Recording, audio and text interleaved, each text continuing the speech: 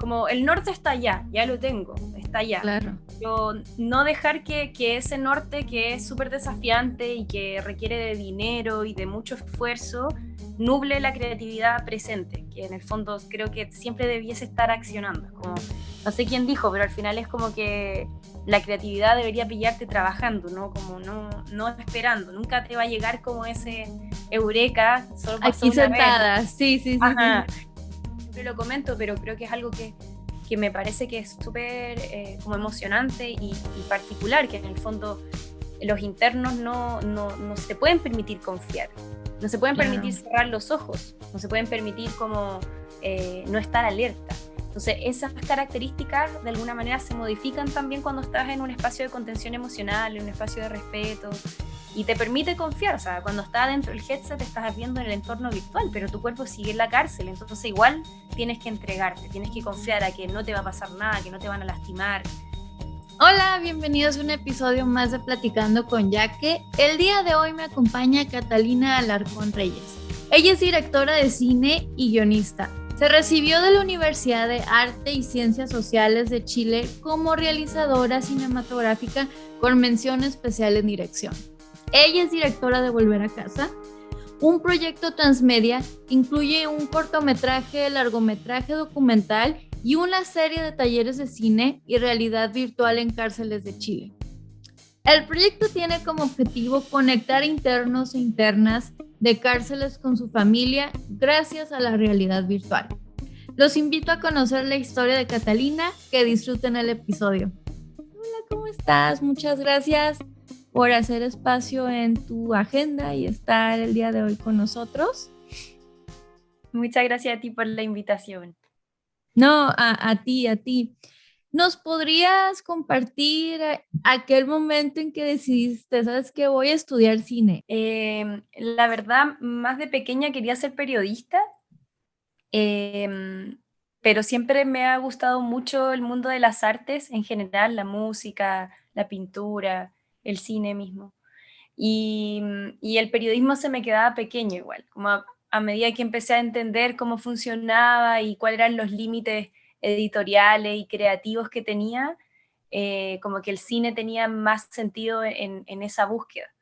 Entonces empecé a aprender mucho más, a tomar clases de apreciación cinematográfica cuando estaba en la escuela, en el colegio. Y me encantó, o sea, me fascinó el mundo en ese tiempo de cine de ficción, muy diferente a lo que hago ahora. Era muy fanática de Wes Anderson, de Tim Burton, de Sofía Ah, Coppola, como tenía esos intereses. eh, y luego con el tiempo descubrí el documental y ahí me quedé en el fondo. sí, sí me di cuenta que es lo tuyo. De hecho, estuve viendo unos trailers en tu canal de YouTube y de hecho hay un documental que se me hizo muy bonito y que se llama Lalo, ¿verdad? Bueno, no se llama Lalo y es basado en la experiencia de tu abuelito Esbardo, ¿verdad? Este, aquí les voy a dejar el link para que lo puedan ver, pero ay, se me puso la piel chinita de ver que después de 38 años él pudo abrirse y contar su historia. ¿Cómo fue para ti, para él ese proceso? O sea, ¿fue algo que a ti te contaron desde chiquita las experiencias de tu abuelito? Sí, o sea, cómo lograste convencerlo de que era un espacio libre y que estaría súper bien para él compartirlo? Bueno, Lalo es un cortometraje que yo realicé en la Escuela de Cine de Artes y Ciencias Sociales acá en Chile. Fue mi segundo cortometraje semiprofesional, cortometraje universitario. Y lo dirigí, escribí el guión. Siempre tuve mucha como inquietud por la historia de mi familia, en especial por la historia de mi abuelo, que fue detenido y torturado en tiempos de dictadura acá en Chile.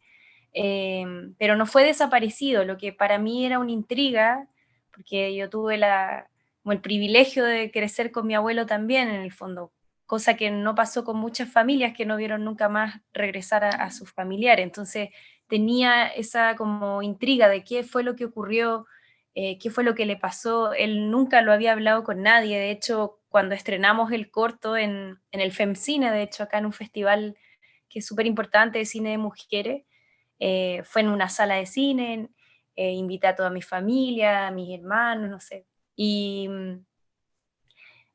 fue primera vez que ellos vieron en el fondo esta historia y que lo escucharon desde él a como hablar de lo que había Wow. significado, lo que había vivido, entonces fue un proceso súper catártico de alguna manera. Él siempre me contaba cosas a mí cuando yo era muy pequeña, como de su juventud, de que era una persona muy política, de que pertenecía a un partido obrero, que le gustaba, no sé, salir a andar en bicicleta con banderas políticas, algo que igual era arriesgado en tiempos de la UP, de la Unidad Popular, porque había mucha tensión política. Pero siempre llegaba hasta ahí, nunca había mucho más allá de lo que había pasado en dictadura. Y yo desde muy pequeña era muy insistente, también desde la ingenuidad también, como de pensar de Sí, que uno nunca va a creer que le hicieron algo tan malo a un familiar, y cuando empieza uno a escuchar su relato y que estuvo casi un día y medio detenido, siendo torturado, que mi abuela pensó que no iba a volver, que se despidieron, con mi padre de 5 años, ella pensando que había quedado viuda de 3 hijos, entonces como en esa ingenuidad me veo de frente a, bueno, el fascismo al final, como a las consecuencias del fascismo, a la tortura y a la historia política de un país que todavía está sanando. Entonces, fue muy fuerte, pero al mismo tiempo fue un proceso de sanación para la familia en general.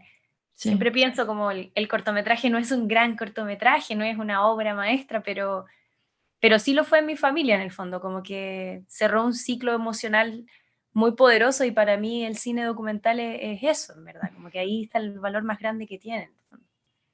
No, sí, y te digo que a mí se me puso la piel chinita, piel de gallina, ¿no? Como decimos por acá. Pues obviamente, o sea, me sorprendió, dije, pasaron 38 años para que él se pudiera abrir, o sea, solo él sabía lo que venía arrastrando y obviamente, pues sí, en la escena cuando hice, me despedí de mi familia, pero mi esposa me dijo, el que nada debe, nada teme, o sea, tú estás bien, nada te va a pasar, tú vas a regresar, yo así de, te lo juro que no, no, casi, pues casi con la lágrima aquí, porque ya sabemos que no todas las personas son afortunadas de regresar a su casa. Y luego, pues, ya leyendo artículos, muchas personas murieron en pues ahí, ¿no? Sí. Ay, no, qué bonito y qué bonito homenaje y qué bonito cierre para toda tu familia. Te felicito. Y ahorita actualmente estás en Mafi, ¿verdad? Que es este mapa fílmico de un país y estás trabajando como productora y realizadora, ¿verdad? El año 2012 comencé a trabajar en Mafi. En ese tiempo éramos un colectivo todavía sin como una personalidad jurídica, como con la intención de ser fundación. Hoy por hoy ya somos fundación, Fundación Mafi. Y partió como un sitio web etnográfico que de alguna manera va narrando la identidad de nuestro país a través de pequeñas piezas audiovisuales muy reflexivas, muy ácidas algunas, y siempre con un formato en específico, como plano fijo, 1 minuto, no más de esa duración. Y yo comencé a trabajar ahí el 2012 primero como asistente de dirección, hicimos propaganda, hicimos Dios, en Dios fui productora general, y hoy día estoy trabajando en la tercera película ya de Mafi como realizadora, y como productora como principalmente. Felicidades, felicidades. Y hay otro, bueno, otro de tus cortometrajes que sí, la verdad me encantaría verlo, el de La Gambeta, el de la historia de Marcelo, se me hizo tan bonita y dije, wow, la historia de un niño, pues, a través de sus ojos, ¿no? Y quiero preguntarte, ¿cómo fue dirigir al niño? O sea, ¿cómo le explicabas? Bueno, La Gambeta es un cortometraje que dirigí y escribí, lo produce Praxia y mi amiga Amanda Puga es la productora ejecutiva.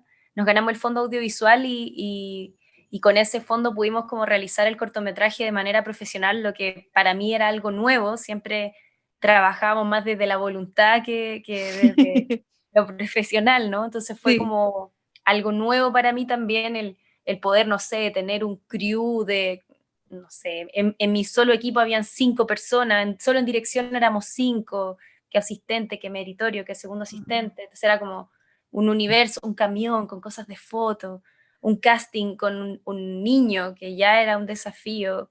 Y claro, respondiendo un poco a tu pregunta, fue increíble trabajar con David Castillo. Él no es actor, de hecho es un niño que conocimos en una de las localidades donde yo viví toda mi vida, que se llama Cerrillos, que es donde grabamos prácticamente toda la gambeta. Yo tenía muchas ganas de volver allí, que es mi lugar de infancia y adolescencia, es la periferia de la ciudad, son como los suburbios, ¿no? Como muchos sitios baldíos, torres de alta tensión, como mucha pobreza igual, pero también un espacio de resistencia. Entonces, para mí era muy importante volver a grabar allá. Y en uno de esos lugares tenía que obviamente ser un niño que jugara fútbol. Y fuimos hasta este lugar donde era como una especie de gimnasio donde entrenaban niños y estaba David. Y David era un prodigio, él es muy bueno para jugar a la pelota, entonces ya partía muy bien. Entonces le hicimos una prueba de cámara y era muy natural. Hicimos el casting con varios niños y él siguió siendo muy natural siempre, como que era un adulto más intermedio, pero muy chispeante, y eso me gustó mucho. Entonces, finalmente lo elegimos a él. Y nada, el trabajo en general fue súper desafiante porque igual teníamos varias escenas de muchos niños. Hay un partido de fútbol que es mixto, donde hay niños y niñas, que la mayoría son niños de, no sé, 12 a 14, más bien chiquitos. Y hay muchas tomas, es como Los Supercampeones, como esta serie Ah, sí. animada. Tiene la película, el cortometraje en general tiene esa visualidad, como cámaras aéreas, tomas en movimiento, como la visualidad que tiene Fox Sport, que tiene, no Sí, sé, TNT Sport, es como todos eso. los ángulos, sí. Ajá, entonces era muy exigente en términos visuales, por ende técnicos y de producción, y a eso se le sumaba el tener que dirigir a un grupo de niños, que ya es súper complicado.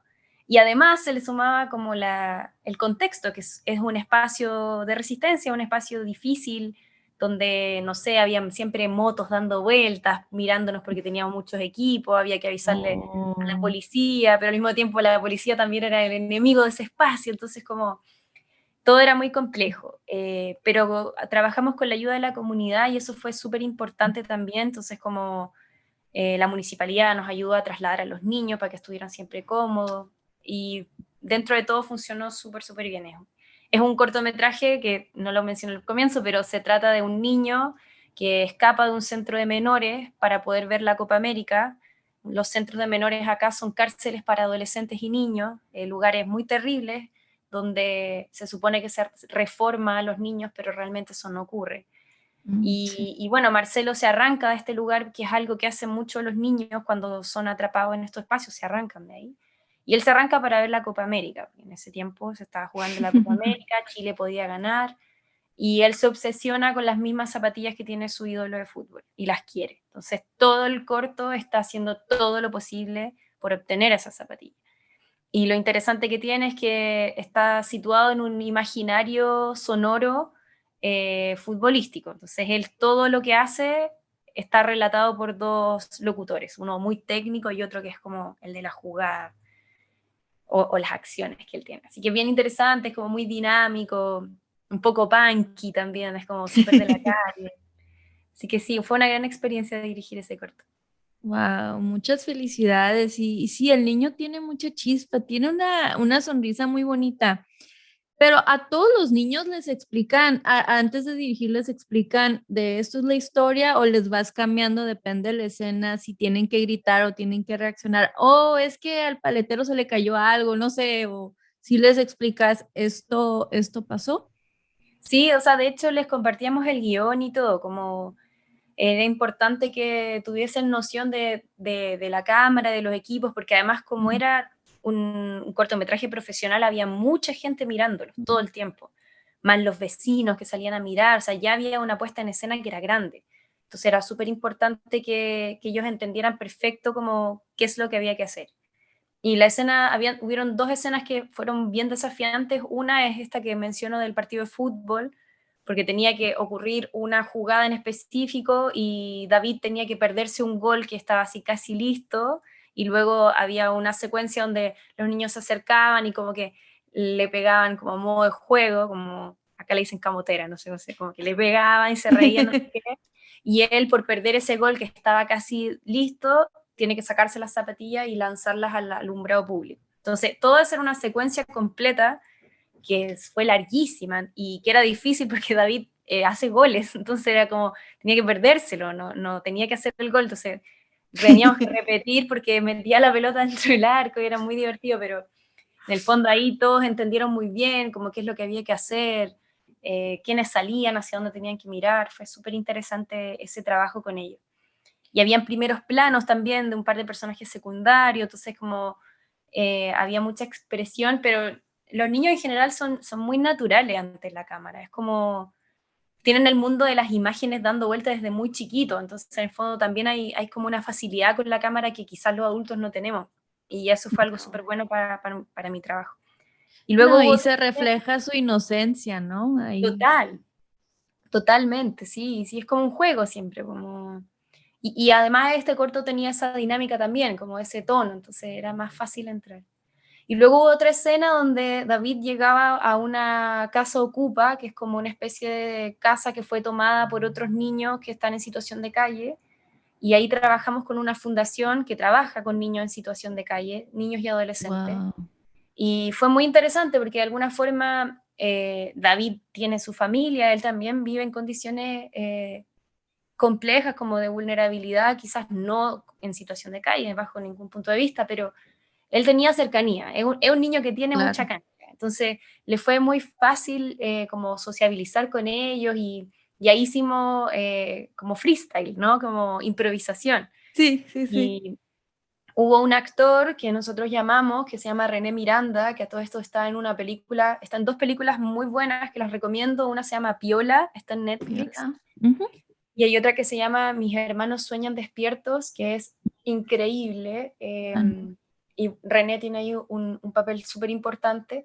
Y acá en La Gambeta yo lo llamé porque yo había trabajado con él también viene de un barrio periférico increíble, hace hip hop, es actor, y actor natural además, entonces necesitaba de su energía para poder mediar en el fondo esa escena. Y funcionó muy bien porque en el fondo él fue como liderando un poco el proceso cuando ya estábamos grabando y para David fue muy sencillo el seguir como el flow de los chicos y como ir hablando y dándole capta. como la dinámica que necesitaba. Así que esa también fue otra escena que fue bastante desafiante, pero que de alguna forma como con ciertos tips específicos, hablando con ellos primero, explicándoles dónde iba a estar la cámara, qué es lo que había que hacer, nada, se logró súper bien.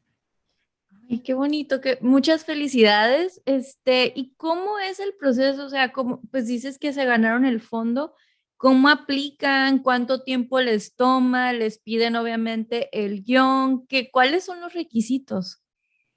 Bueno, los fondos de cultura acá en Chile son complejos porque son pocos, o sea, de hecho tenemos solo dos fondos grandes, está Corfo, que es como para desarrollo, guión, luego está el CNTV, que es para televisión, que es algo que yo no hago, entonces, por ejemplo, yo no puedo acceder a ese, Oh, y claro. está el Fondo Audiovisual, pertenece al Ministerio de las Culturas y las Artes, que tiene esta área en específica que es el Fondo Audiovisual, que financian desde becas de estudio, guiones, webseries, experiencias de realidad virtual y cortos de ficción.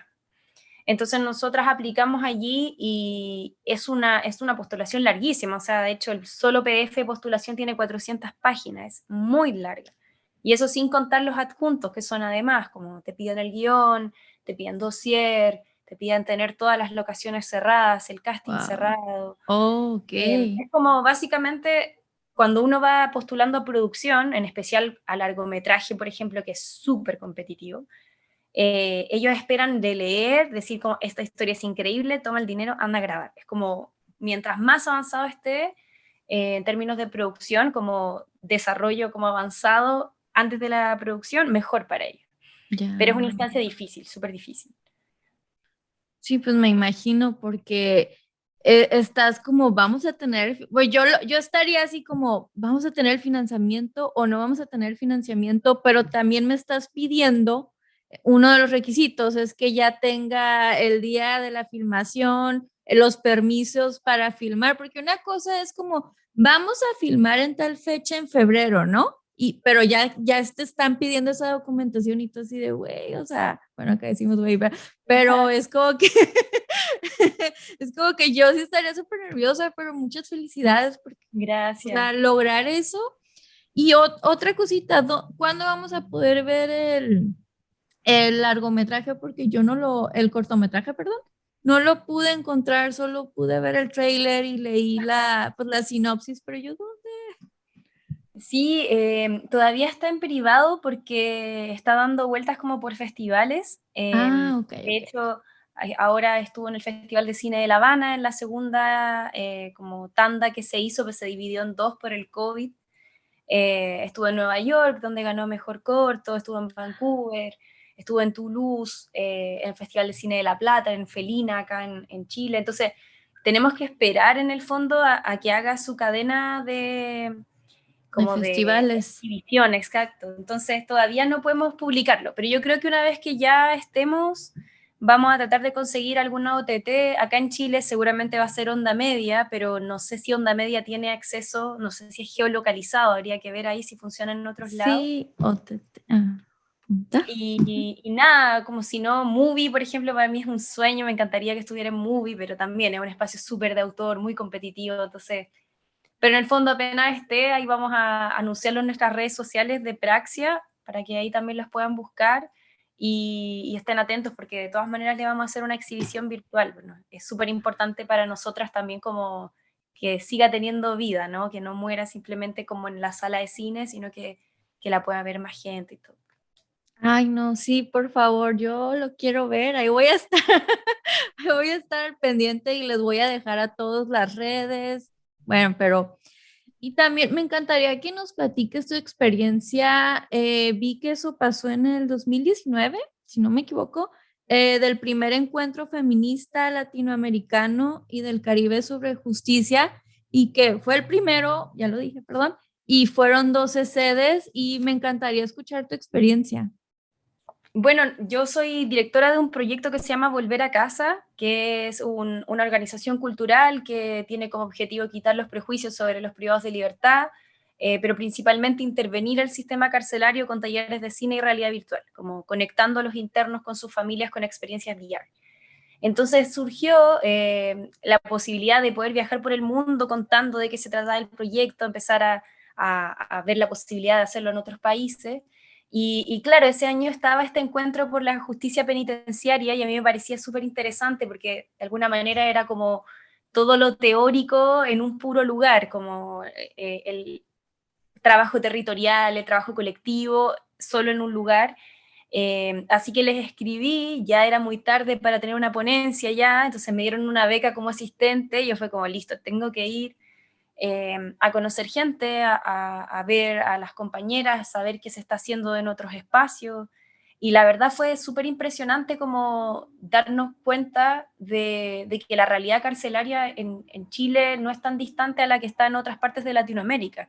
Quizás sí es súper diferente a la de Estados Unidos y a la de Europa u otros lugares, pero la verdad la de acá es muy similar a la de, no sé, Quito o la de México incluso, como las condenas son parecidas, las violaciones a los derechos humanos son parecidas, si es que no las mismas. Entonces, muy, muy interesante, la verdad, como haber conocido a otras compañeras que estaban tan activamente trabajando el feminismo en la cárcel, tan activamente trabajando sobre el rol de la mujer en la sociedad y las consecuencias que tiene este sobre el espacio penitenciario. Sí, fue muy hermoso ese encuentro, fue muy sanador también, como de conocer que hay tanta gente haciendo cosas tan increíbles. Sí, bueno, ¿y cuál fue, qué te llevas de ese congreso? ¿Cómo llegaste y cómo saliste de ahí? O sea, ¿qué algún aprendizaje o qué pensamientos? Yo llegué con muchas ganas de conocer gente, de hacer redes de contacto y de como evangelizar sobre mi proyecto, como de contarle a todas lo que yo estaba haciendo. Y me fui de ahí, nada, como con mucho fuego adentro, como dándome cuenta de que hay muchos espacios de resistencia que se están creando desde adentro, de estos lugares de opresión que son las cárceles. hay mucha gente trabajando en colectivo desde el feminismo, desde la co-creación, que eso también es precioso, es como se pierde la autoría, se pierde esta verticalidad y empezamos a crear juntas, juntes, incluso como las disidencias también te metías ahí. Y también me fui como con un fuego también como de una rabia, como de una ira, de entender de que nada, en todos lados está pasando lo mismo, en todos lados se vulneran los derechos de los privados y las privadas de libertad, que son espacios de control, de vigilancia, pero también de invisibilización, Sí, de dibujar la identidad de las personas, como está ese concepto de que se tienen que secar en la cárcel, de que pierden sus derechos, de que no son seres humanos, y la verdad es que ahí yo entendí de alguna manera y aprendiendo también, yendo a otros congresos, que nada, las cárceles son la expresión más fiel de lo que son nuestras sociedades, o sea, como vemos la cárcel y entendemos la sociedad en la que vivimos, entonces, más sí. controlada, más hacinada, menos, más violenta, menos, con más mujeres, menos. Uno va entendiendo cómo funciona el sistema socioeconómico de una sociedad cuando entiende la burocracia La y la vida. forma en la que activa así la cárcel. Entonces es muy, muy interesante como plantearse desde ese espacio, como entender esa problemática para accionar también. Claro. ¿Tienen planeado, va a haber otro, tienen planeado hacer este año, en 2022? Los talleres, sí. Nosotras en el fondo comenzamos el 2016 a hacer estos talleres y no hemos parado desde allí. De hecho, hemos hecho varias versiones en diferentes cárceles de mujeres y desde el 2017 en cárceles de hombres también. Son talleres que son de alguna manera como prácticos, audiovisual, tiene visionado de cine documental, pero tiene como como corazón, la realidad virtual como puente de conexión con el exterior. Como esa intervención carcelaria que es profundamente política, en especial en Chile, donde las comunicaciones con el exterior de la cárcel están prohibidas. O sea, por ejemplo, a diferencia de México, donde hay teléfonos públicos y hay posibilidades de que las internas tengan videollamadas, por ejemplo, acá en Chile eso no existe, acá está prohibido en el fondo. Entonces, este proyecto es súper político desde ahí también. No, y de hecho, pues sí, ya entramos a volver a casa, que primero que nada te quiero felicitar por ese proyecto y sé que ustedes son las pioneras de eso y que nadie más la había empezado. Felicidades. Y como ya mencionaste y lo has dicho en otras entrevistas, uno de tus objetivos es quitar los prejuicios que tenemos hacia las personas privadas y privados de la libertad. Te quiero felicitar por eso. Pero también me encantaría conocer cómo nace tu motivación para crear este taller, lo que empezó como un taller y Ajá. luego tienes tu largometraje. Como yo me crié en la periferia de la ciudad, siempre tuve como una pulsión interna muy política, muy empática como con lo que me rodeaba. También se lo debo a mis padres, por supuesto, que me criaron de esa manera y estudiar cine para mí siempre fue un privilegio, como siempre me posicioné frente al mundo como una persona privilegiada y sentía que tenía que devolverle algo como a la vida y en especial a mi territorio, ¿no? Como al lugar donde yo crecí y ya ese espacio que no tiene acceso al cine normalmente. Claro. Y bueno, en el fondo con el tiempo empecé a entender de que las posibilidades que tenía yo como de devolverle a la vida era hacer clases, o sea, ya que había aprendido cine, ¿por qué no enseñar cine también? Entonces empecé a hacer talleres de cine para niños en ese tiempo en colegio en riesgo social. De hecho, el primer taller que hice lo hice a la vuelta de la cancha donde grabé la gambeta. Entonces como que después las cosas se Ah, empiezan a está unir, ¿no? todo Ajá, como que las piezas empiezan. familiar. Sí, sí. Y bueno, ahí empecé como a indagar un poco acerca del mundo carcelario, porque muchos de los niños vivían en situaciones vulnerables, no, sus padres no estaban presentes porque o uno estaba detenido o tenían madres como con problemas de droga, entonces como espacios muy vulnerables que de alguna forma me activaron como no sé, esa pulsión social, pero también la creativa por decir como, bueno, ¿cómo seguimos como incidiendo, ¿no? ¿Cómo hacemos algo más? Y sucedió que con Mafi, yo ya estaba trabajando como productora y realizadora, se me hizo la invitación de liderar una residencia artística en Petorca, que es una localidad que queda en la quinta región, es una localidad que ha sido secada por la agricultura de paltos, por el robo de aguas histórico. Es muy, muy también un espacio de mucho conflicto medioambiental, con activistas que han sido amenazados por ser activistas solamente. Entonces, un lugar que era ya muy increíble de por sí solo. Entonces, acepto la invitación a hacer esta residencia junto a Juan Francisco González, que es un amigo y colega con el cual tenemos otro proyecto juntos ahora ya. Nos fuimos a vivir para allá y con la intención de trabajar allí, ¿no? De hacer prácticas colaborativas, de invitar a diferentes realizadores y realizadoras, también multidisciplinarios, fotógrafos, cineastas, gestores culturales, a hacer diferentes actividades de mediación en torno al agua, en torno al cine, eh, al activismo también. Y surgió ahí que como yo ya estaba haciendo clases de cine, talleres de cine para niños, dije, bueno, voy a hacer talleres de cine para niños acá también, entonces hacía clases en una educación secundaria, en una primaria, y había una cárcel. Entonces fue como, bueno, igual podría hacer clases en una cárcel también, o sea, como, ¿qué tan distinto puede ser? Y la verdad es que es totalmente diferente. Y no lo sabía en ese momento, entramos, era una cárcel súper pequeña, 54 internos, así como... Chiquitito. Sí, muy pequeño, entonces fue fácil entrar. Hicimos un taller ahí con el Juan de fotografía y cine y fue súper interesante también.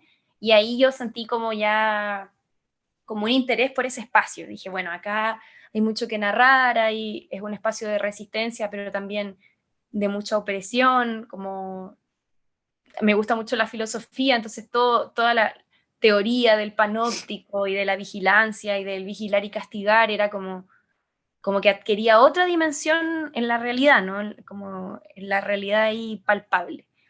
Entonces ahí nace como esta idea de, bueno, ahora, ¿por qué no hacer más talleres, pero esta vez específico para privadas de libertad?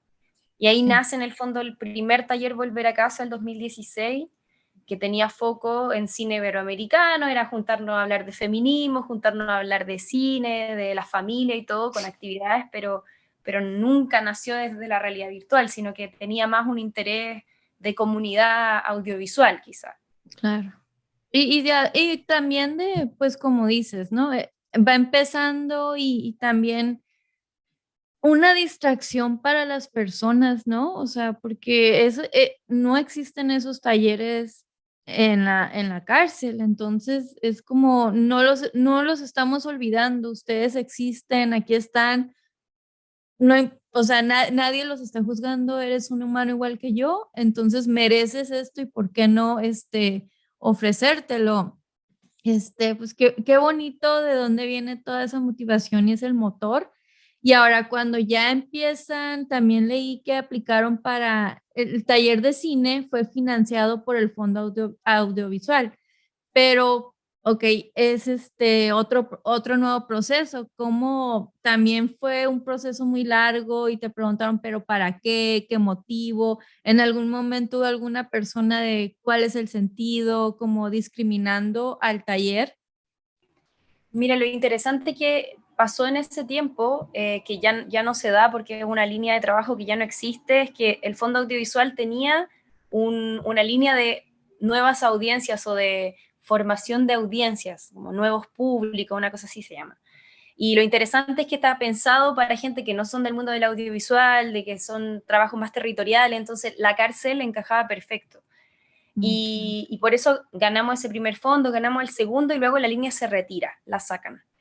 Y ahí nos quedamos sin financiamiento directo, que obviamente era concursable, también podía ser de que postuláramos y no ganáramos, pero había pasado que habíamos postulado y ganábamos Y siempre. es que es un buen proyecto, o Ajá, y era sea, súper contundente, con muy buenas realizadoras de cine, con mucha repercusión internacional, pero luego sacan la línea, entonces decidimos, eso fue el 2018 al 19, hacer el taller de todas maneras.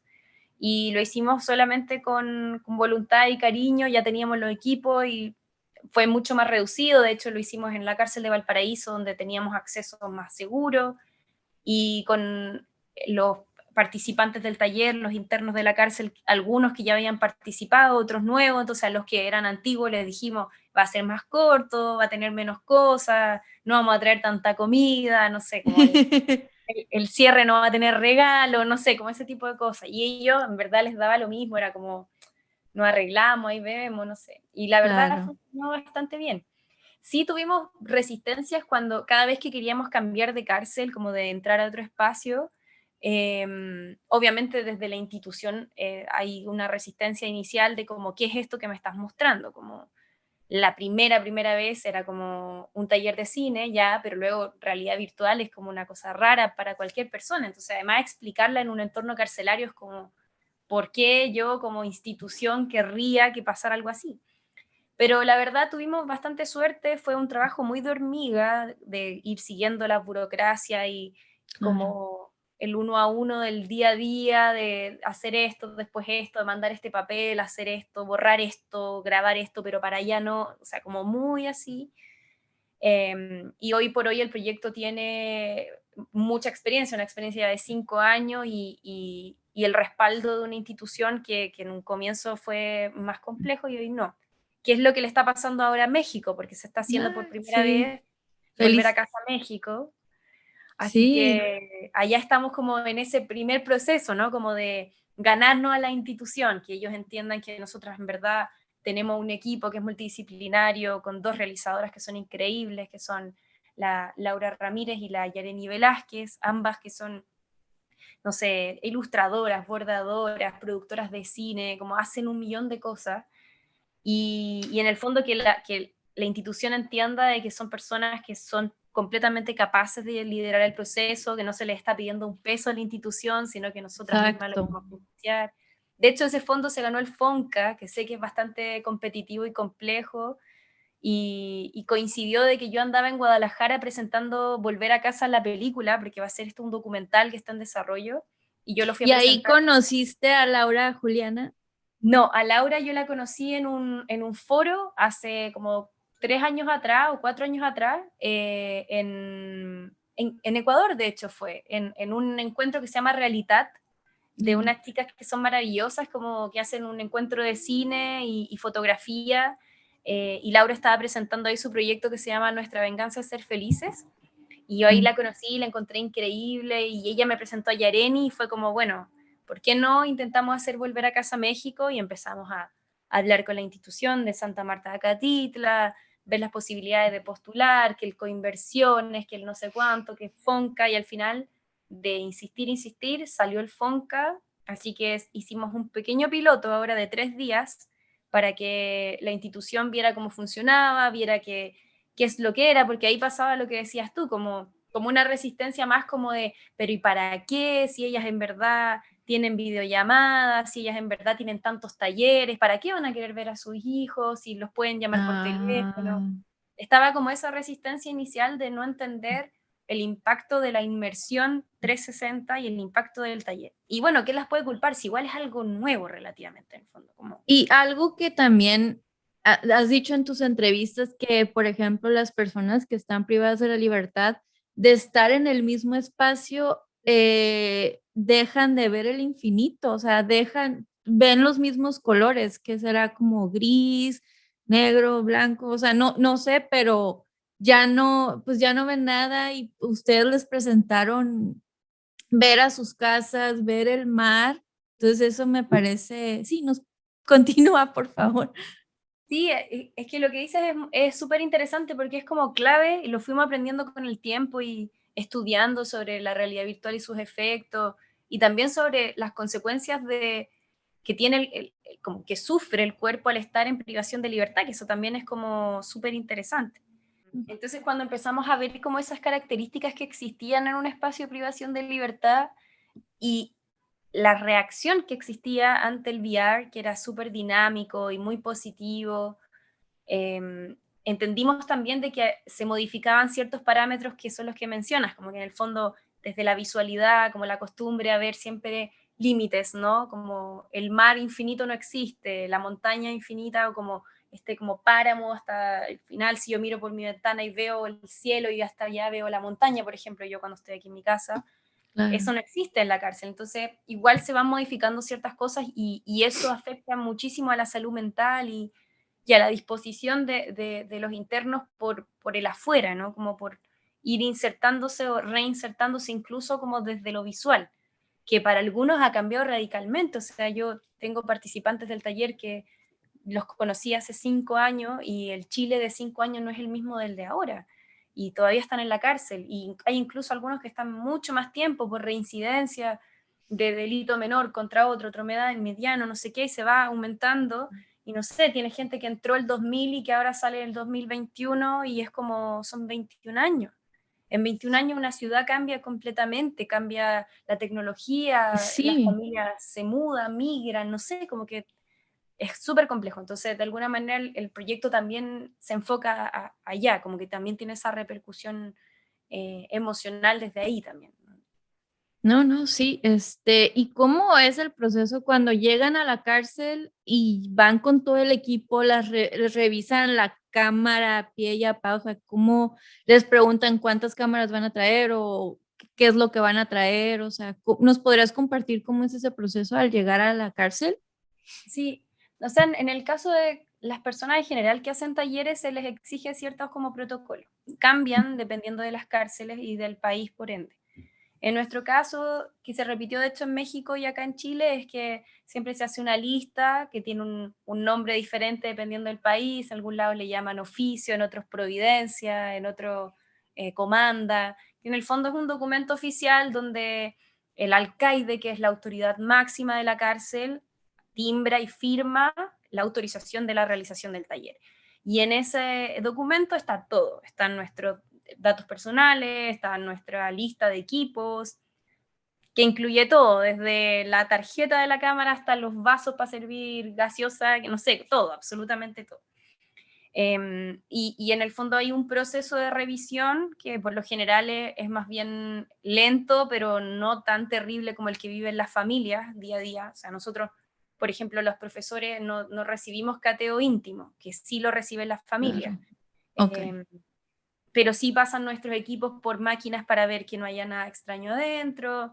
En el fondo pasamos por un protocolo de seguridad en el cual pasan todas las como autoridades, los profesores, los psicólogos, los abogados, que es un poco más restringido que el que le hacen a las familias, que más exhaustivo, en verdad, es mucho más Sí, demoroso todavía. O sea, las familias esperan hasta 3 horas para entrar a la cárcel, wow. fila, Por después la los. revisión, ok, sí. Exacto, es como primero por la espera, porque se demora muchísimo, después le hacen una revisión que a veces incluye desnudo, a veces incluye levantarse como el corpiño o el sostén, como mostrar como el fondo, en el caso de las mujeres, te separan Sí, hombres y mujeres. Entonces, es una instancia súper violenta, muy denigrante para las familias, por la cual nosotras como profesoras de taller no pasamos, pero sí es importante, como cada vez que es pasamos esas puertas lo desgastante. recordamos, ¿no? Como saber de que 1 o 2 veces a la semana una abuela de 70 años pasa por ese proceso de revisión, donde le destruyen la comida que lleva, donde, no sé, no Ah, le dejan ingresar regalos si es que el interno está de cumpleaños, donde si no quiere levantarse el sostén no la van a dejar ingresar, como que hay un proceso que es súper denigrante, eh, y que se hace por protocolos de seguridad, porque se supone que no pueden ingresar, no sé, ni armas, ni drogas, ni nada. claro. Pero la verdad está muy lejano a las familias, toda la corrupción que hay y todo el narcotráfico que hay. Entonces es súper, Mm. como una dualidad muy interesante la que existe como en el proceso de seguridad, en la visita misma, es como muy doloroso también, como.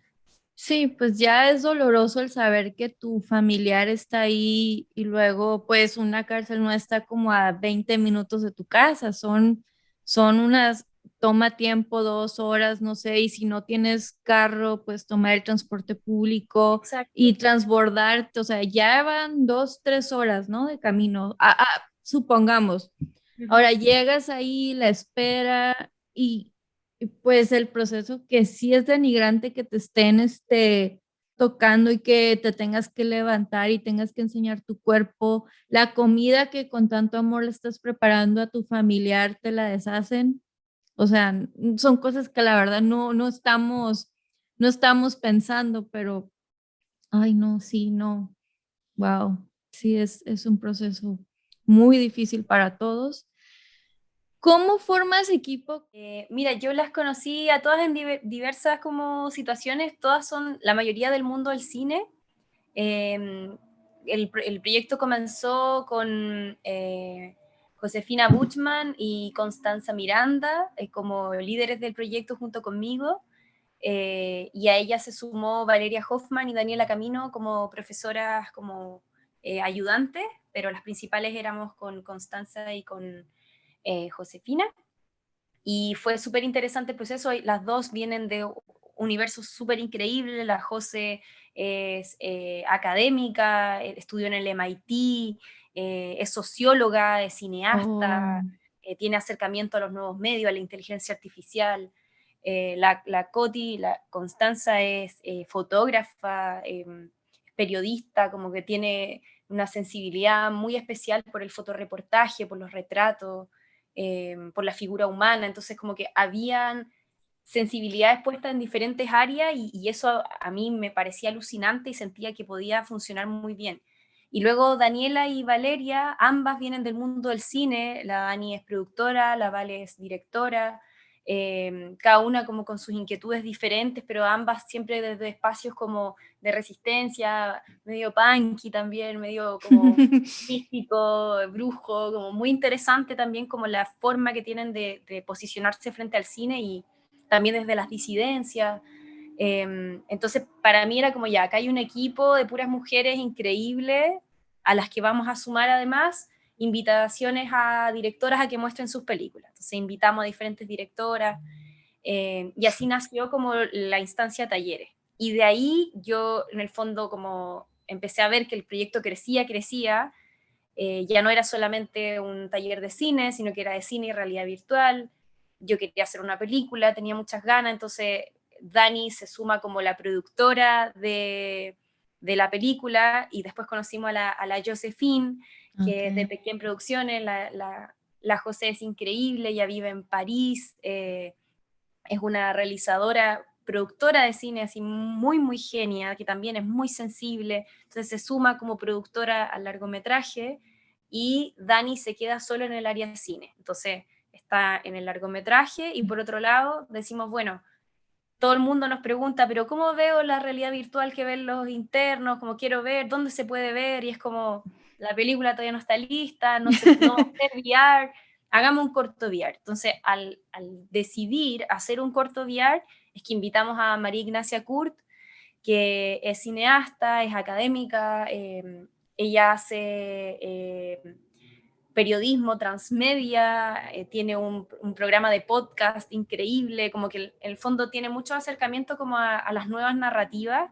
y eso Claro. es muy interesante también. Entonces la invitamos con Dani a que fuese productora del cortometraje en realidad virtual. Entonces en el fondo está el área de la película, con su equipo de mujeres, el área del corto, también con su equipo de mujeres, y nos quedaba en el fondo como el taller medio desprovisto. Entonces el año 2017 yo conozco a Roger Liz García, que es mi mano derecha y mi amiga así del alma, y la asumo como productora oficial de área talleres. Y con ella en el fondo armamos la gestión cultural, volver a casa, empezamos como a indagar más, a hacer los talleres en diferentes lados. Roy iba con nosotras a hacer clases.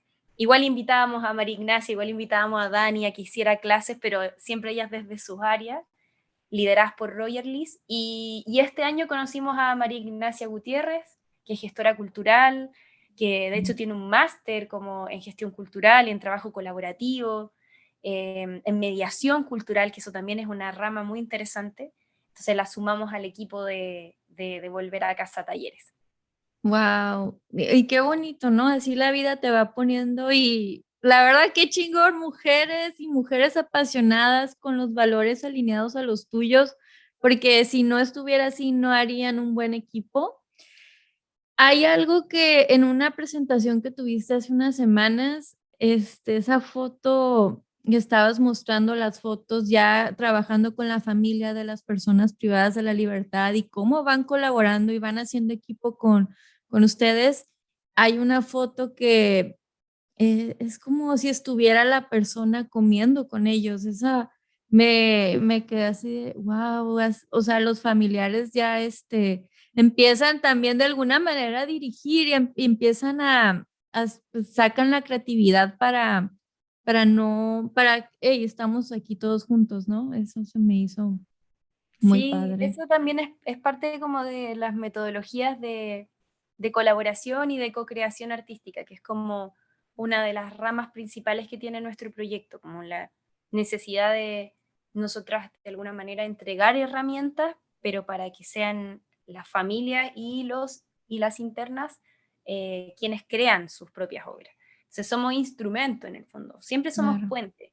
Y trabajamos en conjunto también, participamos de las actividades, les ayudamos a pensar, pero siempre desde la libertad de que puedan hacer y crear lo que quieran, desde el punto de vista que quieran. Entonces, claro, ahí surgen momentos súper divertidos, otros muy emocionales, muy íntimos, donde las familias en verdad pueden hacer lo que quieran y por ende ponen la cámara donde quieran y van haciendo ciertos estímulos visuales que le hacen sentido a la persona que está dentro del headset.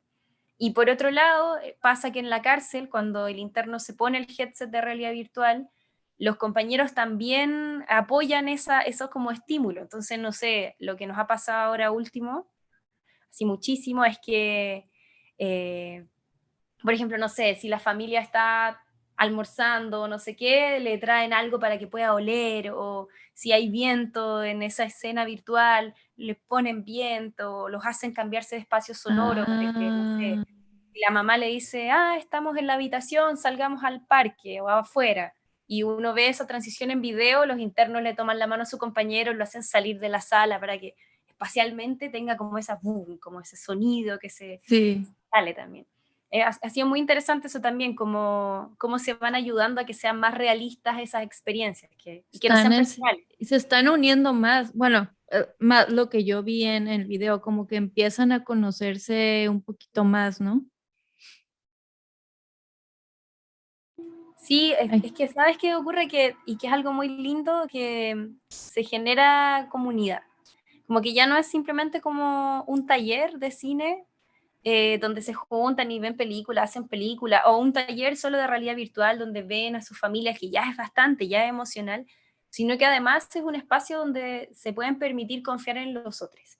Y eso es algo que es súper raro en el espacio carcelario, como yo siempre lo comento, pero creo que es algo que me parece que es súper como emocionante y particular, que en el fondo los internos no se pueden permitir confiar, no se pueden permitir claro. cerrar los ojos, no se pueden permitir como no estar alerta. Entonces, esas características de alguna manera se modifican también cuando estás en un espacio de contención emocional, en un espacio de respeto, y te permite confiar. O sea, cuando estás dentro del headset, te estás viendo en el entorno virtual, pero tu cuerpo sigue en la cárcel, entonces igual tienes que entregarte, tienes que confiar a que no te va a pasar nada, que no te van a lastimar, y eso es súper interesante, entonces me hace mucho sentido que, no sé, la primera vez que vi cómo reaccionaban, se tomaban de las manos y se ayudaban a caminar, es como esa contención, como esa tierra, ese presente que se dan entre ellos, nace desde la comunidad, pues, desde el cariño, desde de la creación de ese espacio. Sí, sí, sí, sí, no, y me imagino, claro, ese, ya que te los pones, claro, ellos como que pues lo voy a disfrutar, me voy a dejar llevar, estoy, como dijiste, estoy en un lugar seguro donde puedo confiar en las personas y puedo disfrutar este momento, ¿no? Entonces, sí, no, obviamente no me imagino que sea algo fácil para las personas. Eh, en, y durante la presentación que vi,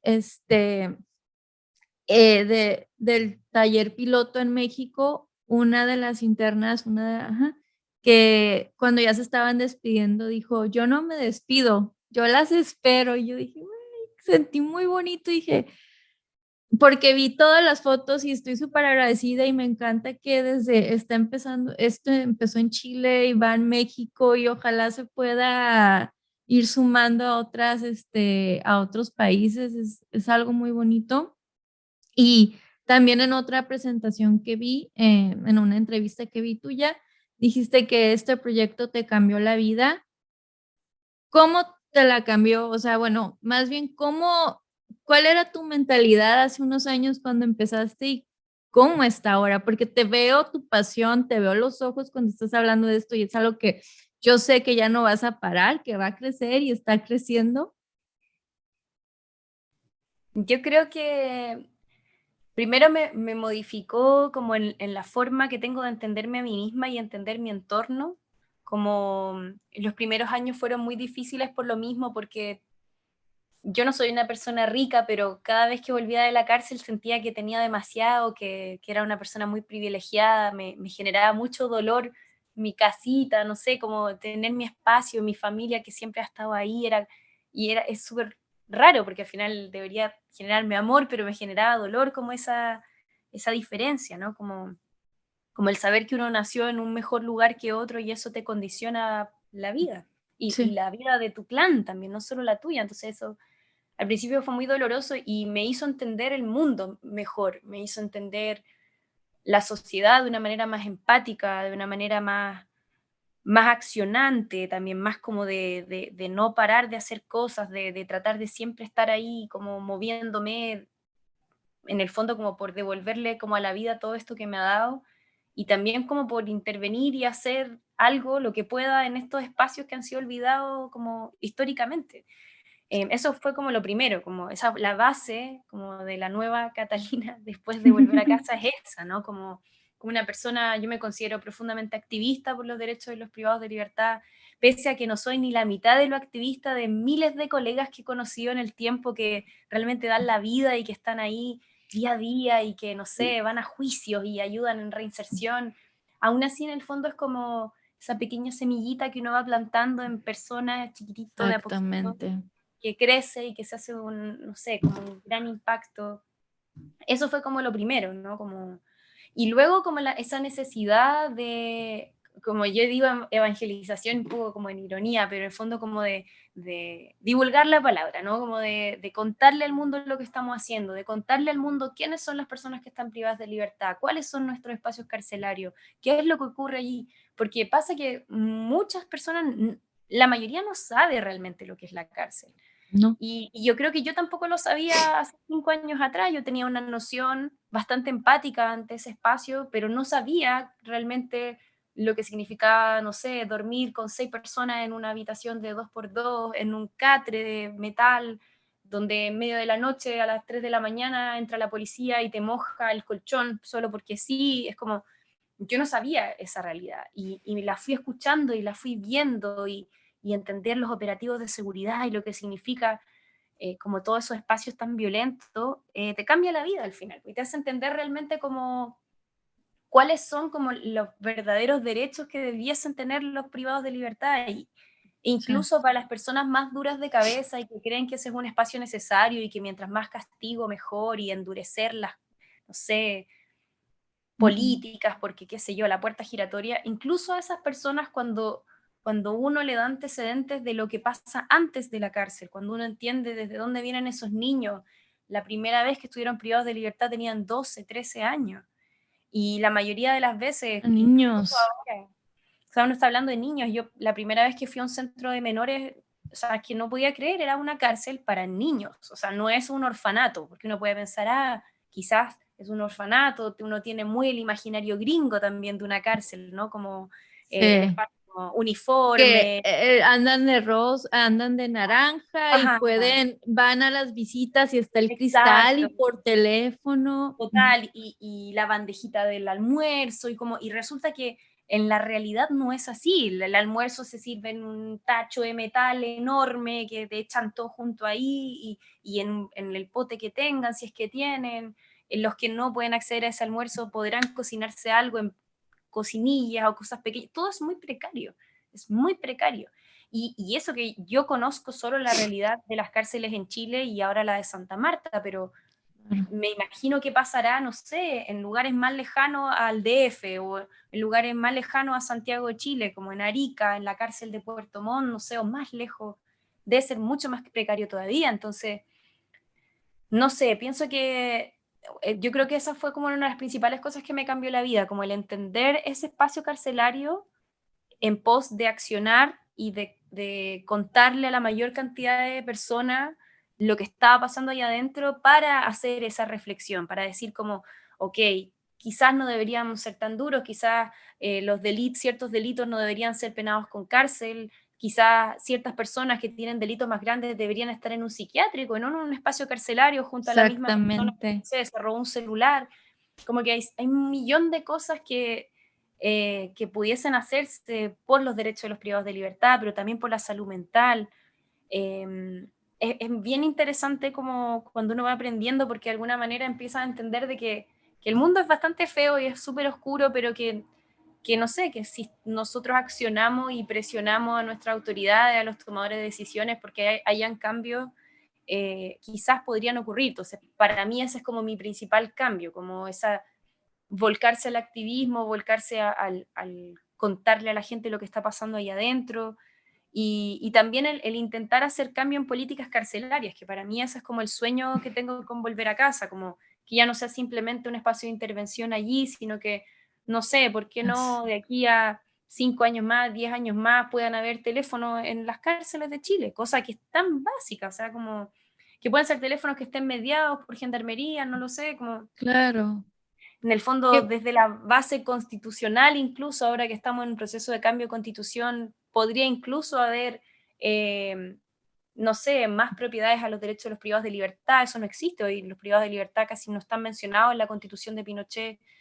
Entonces, es muy interesante también como el poder involucrarse en esos espacios políticos que podrían llegar a ser cambios sociales reales en el sistema penitenciario. Y nada, como sí. solo agregar, como que más encima ahora estamos a puertas de una elección, que no sé cuándo saldrá el podcast al aire, pero en el fondo como ahora vamos a elegir a un nuevo presidente y se está peleando el que sea un presidente de ultraderecha o un presidente socialdemócrata, y las diferencias son radicales para los privados de libertad. O sea, los cambios que pudiesen llegar a hacer la ultraderecha, el fascismo, derechamente son muy complejos. A mí me generan mucha angustia y Sí. espero que sepamos elegir al presidente correcto. Espero que la gente salga a votar por Gabriel Boric y no por el candidato de ultraderecha. Pero bueno, vamos a ver qué pasa. Si no es así, va a haber que llegar a defender los espacios de resistencia como lo son nuestros talleres, como lo son los espacios feministas que se han creado en las cárceles, los cabildos penitenciarios e incluso la misma constitución. Entonces, como que vamos a tener que volver a pensarnos como proyecto incluso, como en una nueva realidad política que puede ser súper opresora y violenta. Sí, ay no, sí tienes, y sí tienes toda la razón. De hecho, hace unos meses vi un documental en Netflix, se llama Duda Razonable y es basado en hechos reales, literal. El director están filmando en la cárcel y esto pasó en Tabasco, México.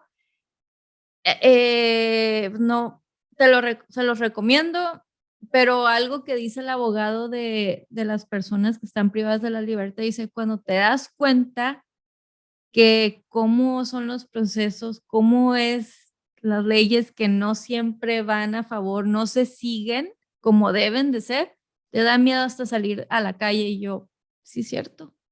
Sí, es cierto. Y yo me la paso viendo muchos documentales y ver documentales no es lo mismo, pero siempre estoy como, ay, güey, o sea, ¿qué pasaría si uno es esa persona? O sea, si te quedas en casa, si sales, en los 5 minutos que vas a ir al mandado, en esos 5 minutos muchas cosas pueden pasar.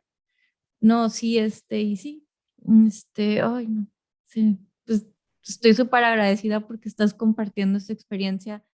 ¿Tú qué, no, qué nos puedes recomendar como sociedad? ¿Qué podemos hacer para tener más empatía, para entender mejor el proceso, la vida en la cárcel? ¿Qué podemos hacer? ¿Cómo podemos apoyar a más, perdón, a organizaciones como Volver a Casa? Yo creo que lo principal es, primero, como la voluntad de querer conocer, que eso ya es algo que no mucha gente se da. Por algo las cárceles están ubicadas geográficamente siempre alejadas de la urbe, como que ya desde su construcción son espacios olvidados. Entonces pienso que ya la acción de querer conocer esos espacios me parece súper loable y creo que es un comienzo. Y luego como información hay muchísimas organizaciones, cosa de, no sé, poner como ciertos conceptos en Instagram y uno empieza a conocer, por ejemplo, si nos siguen a nosotras en redes sociales y ven a quienes seguimos, hay, no sé, 10, 15 organizaciones que hacen diferentes cosas. Hay, por ejemplo, en México hay organizaciones que hacen muralismo, hay organizaciones que hacen obras como más manuales para que las internas puedan, no sé, construir como peluches o juguetes que después puedan vender afuera. Como, en el fondo siento que la información está ahí a la vista, es cosa de uno querer buscarla y nada, si hay interés por ayudarnos a nosotras o a cualquier otra institución o organización o fundación que esté trabajando, creo que la base es como encontrarla y contactarles, porque a veces no necesariamente la ayuda tiene que ser en dinero, a veces puede ser como esto mismo, como una invitación a hablar del proyecto en otro lado, como el querer ser parte, a veces si uno tiene tiempo o alguna habilidad y quiere enseñar algo en la cárcel, es cosa de escribirle por interno a alguna organización y decir como queremos hacer este taller o queremos hacer esto, nos gustaría aportar. Creo que eso es súper importante. Y pienso que también el ejercicio de querer saber más de este espacio parte con romper la burbuja del privilegio también, como el querer salir, el querer conocer lo que está pasando en las calles, el ser más empático con, no sé, con los jóvenes y niños que viven en situación de calle, con los adultos que viven en situación de calle, que muchas veces son consecuencias también de esta misma sociedad y que terminan en espacios carcelarios. Entonces, como creo que es importante también como abrir los ojos como en todo ese aspecto, ¿no? Como cuando uno empieza a vivir la cárcel como un lugar real y uno lo entiende, empieza a comprender la sociedad de una manera diferente también, como al que tiene menos uno lo entiende de una manera diferente y entiende su entorno. Entonces creo que, nada, es súper importante de alguna forma como querer saber y por otro lado accionar. Como en cada país hay diferentes organizaciones y creo que hay un googleo simple te lleva a un montón de organizaciones y si no encuentran nada, que no creo, un buen consejo es Sí. como ir a alguna organización conocida del país, por ejemplo, en nuestro caso, van a nuestras redes sociales y nosotros a quienes seguimos estamos compartiendo constantemente, no sé, post de Pájaro entre púas, de Mujeres sin rejas, de, no sé, Mujer Levántate, de Red de Acción Carcelaria, de 81 Razones por Luchar, y así, diferentes organizaciones que trabajan muchísimo en el espacio carcelario y que son súper, súper poderosos también. Sí. Ay, no, pues ya casi te voy a dejar ir. Nada más te voy a hacer unas preguntitas para finalizar. ¿Cuál ha sido el peor consejo que alguien te ha dado en tu vida, en toda tu vida? O porque también consejo es si uno lo toma, ¿verdad? Puede ser igual algún comentario que dijiste, a ver, no, espera. Yo creo que en el mundo del cine y de las artes, como el peor comentario que te pueden hacer es querer hacer la película que ellos quieren hacer o la obra que ellos quieren hacer. Y eso Mm, pasa mucho cuando uno tiene un proyecto que es llamativo y que es interesante. Siempre vas a escuchar miles de comentarios de cómo deberías hacerlo, pero según su visión. Y yo creo que eso uno puede agarrar ciertas cositas y obviamente adaptarlas o tomarlas, pero no es tan bueno porque siento que de alguna manera el punto de vista es tan personal y es tan único que cuando uno se deja llevar por esas voces, a veces que son voces de mucha experiencia, y uno dice, ah, bueno, quizás la película que él dice es mejor de la que yo tengo en mi cabeza, voy a hacer esa, pero uno termina como traicionándose a uno mismo, como a la forma sí. artística, incluso a veces reflexiva, más como del discurso, por dejarse llevar como por estas, como de que te llevan para allá y para acá, o te dicen, haz esto otro. Creo que es súper bueno tener clarísimo como una especie de hoja de ruta. Yo cuando hago clases a niños siempre les digo, como cuando parten haciendo sus cortos, que el primer ejercicio es hacer su hoja como de intención y su hoja de ruta, le llamo yo, que en el fondo es como es una hoja que explica como un papel donde uno escribe el por qué está haciendo esta película, qué es lo que es esta película y de alguna manera cómo se va a ver, como lo que viene más de la panza, ¿no? De adentro. Y ese es un documento que yo les digo que es como para guardarlo debajo de la almohada, es para uno en el fondo. Entonces cuando surgen estas como encrucijada o momentos que uno se siente muy perdido o estos como comentarios de podrías hacer las cosas de esta manera, uno vuelve como a ese documento y uno dice, ah, pero acá está el corazón de verdad de mi película o de mi obra o de mi proyecto. Entonces como es más fácil guiarse. No sé si me Mm. habrán dado otro mal consejo, la verdad no lo recuerdo particularmente, pero sí creo que cuando uno está en un proceso creativo recibe muchos inputs de muchos lados y creo que hay que ser Sí. como muy consciente de lo que uno realmente quiere hacer, independiente de que a lo mejor sea una mala decisión y termines equivocándote, es parte también de la ruta y del trabajo que hay que hacer para aprender y para continuar creando después. Cuando comenzaste volver a casa, ¿hubo alguien que te que alrededor tuyo, pero para qué haces eso? O sea, ¿cuál es la finalidad o siempre tuviste el apoyo de todas las personas? Sí, o sea, siempre yo creo que me pasó mucho que cuando el proyecto explotó mediáticamente, y por ejemplo, no sé, salían ciertos diarios que tenían tendencias políticas más extremas o abiertos a cualquier persona que pueda comentar, que claro, en el fondo es como leía mucha odiosidad con respecto a los privados de libertad. Y, Mm. y eso me llama mucho la atención porque yo sabía que existía ese tipo de público, pero al mismo tiempo es como súper violento verlo y decir como, uff, en verdad hay gente eh, que quiere que esas personas no existan, que mueran, que no sé, que se sequen en ese lugar. Entonces me pasaba que en el fondo, claro, es como, pero ¿y por qué haces este proyecto en la cárcel? ¿Por qué no lo haces con enfermos terminales? ¿O por qué no lo haces con niños? ¿O por qué no lo haces con abuelos? Y para mí es como perfecto, o sea, si alguien quiere tomar este proyecto y hacerlo en otras áreas, genial, puede venir con Ah, nosotras, nosotras los asesoramos, nosotras mismas, si conseguimos financiamiento para hacer algo así, también podríamos llegar a hacerlo, pero en el fondo como siempre viene desde el prejuicio, obviamente, como más allá de por qué no le das la oportunidad a otras personas, es no trabajes con los privados de libertad, no trabajes en la cárcel, porque ellos no se lo merecen. Y eso es algo que claro. es como una lucha constante al final, como, pero si igual robaron, pero si igual cometieron un delito, entonces entra como en el discurso moralista que uno tiene que entrar ahí a decir como, ok, pero ¿por qué robó? ¿Por qué llegó a cometer ese delito? Como Que lo tenía mo papá, tenía mamá, entiende la sociedad en la que vivía, su núcleo cercano, tenía una red de apoyo, como que ahí hay que entrar a dialogar. Pero en general ha tenido súper buena recepción y las veces que ha surgido este como no lo hagan o para qué nos sirve, hemos adquirido las herramientas como de dialéctica incluso, como de poder como expresar realmente lo que significa este proyecto y las imágenes hablan por sí solas también. O sea, el sí. video, por ejemplo, que hicieron las chicas en México, escuchar a las internas decir que, no sé, en 3 días una de ellas dijo que era una interna que era muy conflictiva y que ahora quería participar de talleres, quería cambiar. Una dijo que para ella era como volar, como sentirse, no sé, como esas sensaciones que son tan diversas. Claro, uno dice, bueno, al final son estas realmente las opiniones que nos interesan y son Exacto. estas las que podemos replicar y mostrar cuando existen como negativas o ciertas como incertidumbres con respecto al proyecto.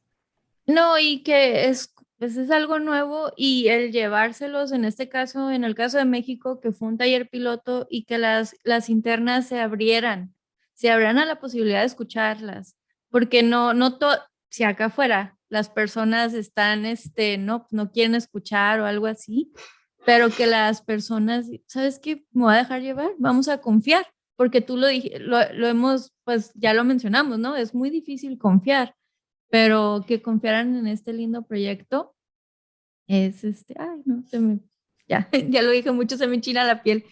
¿Y algún aprendizaje de vida que quisieras compartirnos de vida, ya sea de cuando estabas estudiando en la universidad, grabando, de chiquita, algo? Em, yo creo que hay que tratar de fijarse límites que sean realistas, pero al mismo tiempo intentar de que la creatividad sea infinita, como yo sé que es difícil hacer cine, es difícil crear en general arte y quizás está como en ese sueño último que uno tiene de lo más grande, partir como enfocándose hacia allá, pero desde lo más pequeñito. No sé, por ejemplo, en mi caso, yo quiero hacer un largometraje, quiero dirigir una película, un largometraje, pero sabía que tenía que partir con algo más pequeño, entonces primero hice un par de cortos en la U, en la universidad, después este corto profesional que es La Gambeta, he estado indagando en nuevos medios, aprendiendo de inteligencia artificial, aprendiendo de diferentes cosas. Como el norte está allá, ya lo tengo, está allá. Claro. Pero no dejar que ese norte, que es súper desafiante y que requiere de dinero y de mucho esfuerzo, nuble la creatividad presente, que en el fondo creo que siempre debiese estar accionando. Es como, no sé quién dijo, pero al final es como que la creatividad debería pillarte trabajando, ¿no? Como no esperando. Nunca te va a llegar como ese eureka, solo pasó Aquí una vez. sentada, sí, sí, sí, sí, Ajá, como que sí. normalmente te pilla accionando, te pilla ahí en el bus, te pilla, no sé, escribiendo y de pronto uno tiene ideas. Y creo que es súper importante como dejar que fluya, dejar que encuentre su espacio, ya sea, no sé, en una obra pequeña, en una foto, en un texto, en una canción, como que vea la luz, que encuentre su lugar. Y creo que cada una de esas piezas de a poquito te van acercando como a ese norte, ¿no? Como a la gran meta que a veces es súper lejana, pero que siento que uno va acercándose en el momento correcto. Yo creo que eso me ha pasado a mí, como entender de que el cine es un espacio súper complejo, profundamente elitista, caro, y que nada, que en el fondo hay que ir accionando y seguir avanzando y creando cosas y consiguiendo red de apoyo y una como bandada, como una manada, no sé, de amigos, de amigas Sí, sí, te sí. ayuden. Y con eso uno empieza como a acercarse a esa meta de alguna forma. Creo que eso como sería como mi consejo de vida, que me lo repito todos los días también. No, me encanta porque es como ir caminando y no hay fin, no hay fin, pero como dices, tú ya viste tu norte, tú ya sabes, ya lo viste, ya sabes a dónde vas a llegar, a dónde quieres llegar, pero estás acá, tienes que trabajarlo y poco a poco te has abierto camino, entonces con eso me quedo, qué bonito. ¿Y algún libro, audiolibro, película? No te puedo preguntar, ¿cuál es tu película favorita? Porque es imposible, pero algo que a ti te haya, que en algún momento de tu vida viste o leíste, que dijiste, me cambió la vida, lo quiero recomendar. Bueno, en el cine yo creo que más que me cambió la vida, creo que me abrió espacios creativos que yo no sabía que existían y que es Movie, que es esta plataforma que vendría siendo como el Netflix de cine de autor, Mm, que no es tan caro, de hecho para los que son estudiantes de cine es más barato todavía y hace un año liberó su videolibrería completa, entonces si uno paga la suscripción mensual puede ver absolutamente de todo y realmente ahí está todo el cine de autor de vanguardia, pero también el clásico. Y yo creo que ahí, no sé, me hizo darme cuenta de que hay mucha gente haciendo cine, pero también mucha gente haciendo cine personal, cine que viene más desde lo pequeño, más de la visualidad como hermosa, pero también reflexiva. No sé, y también hay clásicos del cine allí, o sea, uno puede ver también Los 400 golpes las veces que quiera, que es una de mis películas favoritas, de hecho, y está ahí, entonces como que uno puede volver a ella. Agnès Varda, yo creo que es como una de las realizadoras que también me cambió la vida. Ella también tiene es como una activista de la creación de cine documental y de ficción, también ha hecho ficción. Y bueno, falleció hace un par de años y fue una pérdida gigante para el mundo del cine porque realmente ella era una feminista, eh, no sé, como realmente de esas personas visionarias que desde muy pequeña, desde muy adolescente que empezó a grabar, tenía una visión del cine que es muy actual incluso, como uno ve películas de ella de hace, no sé, 20 años atrás y te hablan del Chile de hoy, del mundo de hoy, y eso me parece súper interesante. A mí la recomiendo mucho a ella como realizadora, me encanta.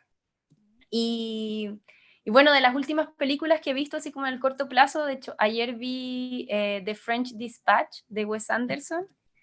Muy interesante para los que les gusta el cine de Wes Anderson y más bien como una gran producción con un gran casting. Tiene muy buenas historias. Wes Anderson es un genio de la visualidad y de los sets y de la puesta en escena y es una muy buena película, me gustó muchísimo. Y chilena me gustaría mucho recomendar Mis hermanos sueñan despiertos de Claudia Guayquimilla, si pueden verla, véanla porque es increíble. También recomendaría Lina de Lima de María Paz González, creo que también está en Netflix, no estoy segura, pero es un musical de una chica que trabaja como eh, es muy interesante, no quiero spoilear, me cuesta mucho explicar las películas sin hacer spoilers, así que mejor no voy a decir nada. Pero es muy buena y es musical y es increíble desde la escena uno porque se ponen a cantar y uno dice como, ¿qué? Y está muy bien hecha, es muy sensible, también muy desde el feminismo, muy, muy genial. Y un libro, tengo un compañero, un colega que quiero mucho, que ha escrito varios libros, que se llama Carlos Araya Díaz, Ujú. y tiene un libro que me encanta que se llama Historial de Navegación. No sé si estará disponible como en el resto del mundo, pero Vamos a tiene ver. varios libros. Tiene uno que se llama Ejercicios de Encuadre, otro que se llama Población Flotante, pero es muy como crudo, como tiene un ¿Realista? sí, tiene un naturalismo para escribir, pero al mismo tiempo una sensibilidad y un acercamiento a la realidad y al territorio y a la oscuridad y al fuego, que es como muy apasionante. A mí me gusta mucho la forma en que escribe. De hecho, estoy trabajando con él es director de cine también. Estamos trabajando juntos en una película y creo que su pluma es muy, muy aguda, creo que es muy necesaria. Realmente muy, muy buenos sus libros también. Y eso, no sé, por ejemplo, a los que les gusta el cine, recomendaría Lecciones de Cine, que son dos libros, uno que se llama Lecciones de Cine y otro que se llama Más Lecciones de Cine, y que en el fondo son como pequeñas citas o momentos de diferentes realizadores y realizadoras de cine, ficción y documental creo que tiene. Y es genial porque en el fondo como que te habla muy desde lo personal, como de diferentes puntos de vista del cine, de la práctica del cine, de la producción. Y es muy fácil de leer porque en el fondo son como solo citas de estas personas, como están el título de quién es el realizador y luego empiezan como toda su experiencia con respecto como a la vida. Y luego, por último, me gusta mucho como todo el cine de Raúl Ruiz, lo encuentro Raúl alucinante, Ruiz.